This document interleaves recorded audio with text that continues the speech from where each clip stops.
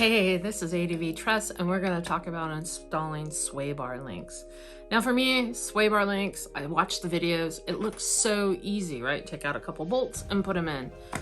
It was not so easy. In fact, it was a little frustrating. Frustrating because A, I'm not a natural born mechanic. I've done most of the mods on Alice myself. There were a couple things that were not expressed in the videos that I watched. And I think it's really important, especially when companies are making products that they're selling to people, that they, for the 80% of us who are not, you know, my father wasn't a mechanic, I didn't have a lot of mechanics in my life, so a lot of this is self-discovery for me, to have the kind of step-by-step instructions so that you know how to install the parts on your vehicle.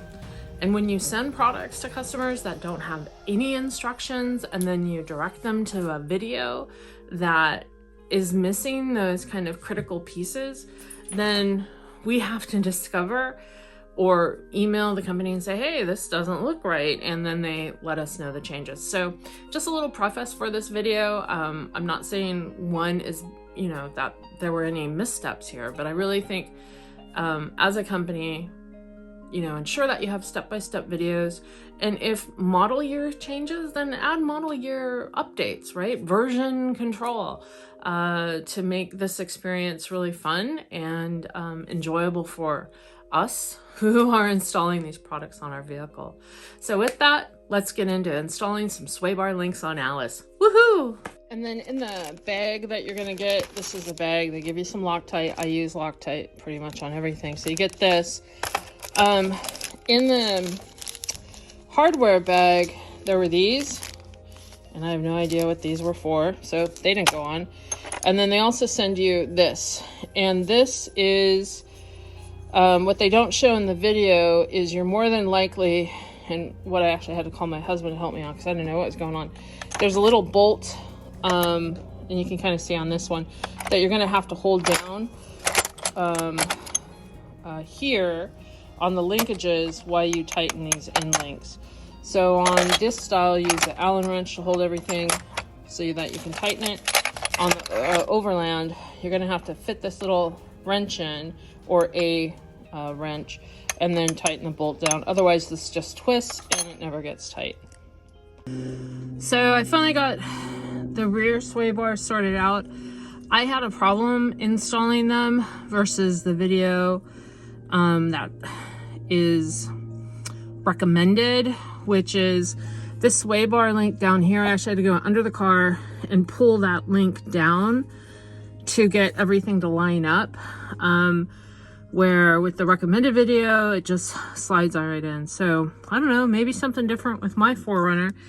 Additionally, you can barely make out, there's just a couple threads over the top of this bolt. That's all I could get without completely crushing this rubber washer. So one trick I have from motorcycling is using fingernail polish to kind of mark the lineup points. And you can see I have it on the suspension, all the linkages, right? So that way when I'm out wheeling, I don't have to go around and like manually tighten everything. I just check the lineups, and if they're not lined up, I know things have moved. Also, you don't need to remove the rear tire to replace the rear sway bars. And in fact, if you did, you'd only have to put it back on to tighten everything back up. And there's just not enough room here between here and the tire to do any kind of wrenching, nail polish. Even if you have gear wrench or whatever, there's just not enough room between this point and the rear sway bars. So rear sway bars, keep your tires on, disconnect everything. If it doesn't line up, you're gonna have to pull this sway bar down. If you know if that causes any issues, let me know. So far, if you look underneath, and I'll try to get it. Where's that darn camera? You can see everything's looking pretty parallel. So front, I started removing tires. It was just a pain in the back end. So you can reach it kind of through braille. Up top, you can see the sway bar linkages here. And then the, down below, and then the bolts on the other side. Again, these didn't line up quite like the recommended video showed. I had to like pull things around. They're, you know, cranked down to their smallest, but they are also looking pretty parallel with the truck when the truck's just sitting level with no pressure on it. But here you can see it's pretty level. There's not a lot of angle to it, so I think that's right. And again, both of the fronts are completely ratcheted down, so there's no extension on the front, nor is there any extension on the rear. And then you can see my little cheat there with the nail polish, so I can just jump underneath the truck and make sure everything's right and tight.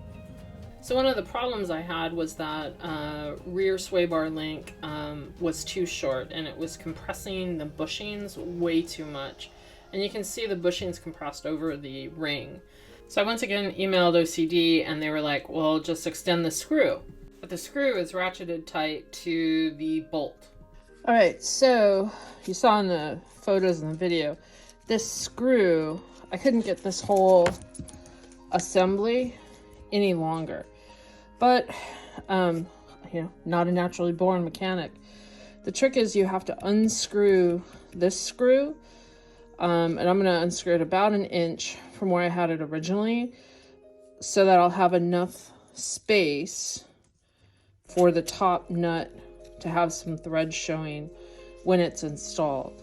So we went ahead and did the double nut. My husband was nice enough to show me that little trick to get this screw released so that I could get some extra spacing here. And you can kind of, I don't know if you can see here, but the screw goes through. So I'm going to open this up an inch, assemble everything back right and tight, and then see if we have enough space to actually get some threads over the nut. And so with the screw adjustment trick, now the bushings look right, there's enough threads over the top of the nut that everything's secure, and we are good to go. So what was the secret sauce? One, remove the original sway bars, Allen wrench, and just take the nuts off, pull everything out. For the fronts, it's pretty straightforward. For the 2021 4Runner, I didn't have any extension in the sway bar link. Everything was cranked down tight and then installed. For the rears, you want to adjust that screw, dry fit everything just to make sure you're going to have enough bolt head protruding so that the rubber bushings don't compress and that you have enough threads showing over so that you get a good lock with the nut. And then Loctite, install everything up, and then the end nuts all get torqued down to 52.